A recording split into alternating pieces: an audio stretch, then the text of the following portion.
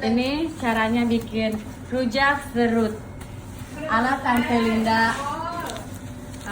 Boleh. Itu apa? Nih, ya diulek dulu caranya. Pakai apa iya teh nanti? Asam. Asam ini ya. Terus ini harus digoyang-goyang. Harus diputar uleknya. Jangan salah ngulek. Takut nanti keselak.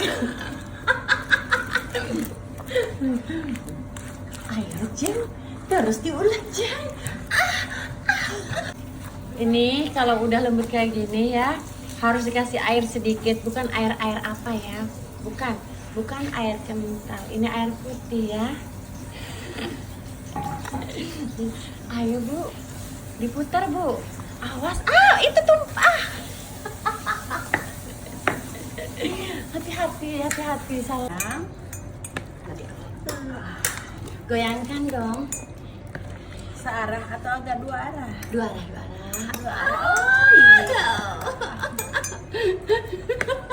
Setelah itu enaknya diapain? Kurang hot. Ini makanan kayak semua.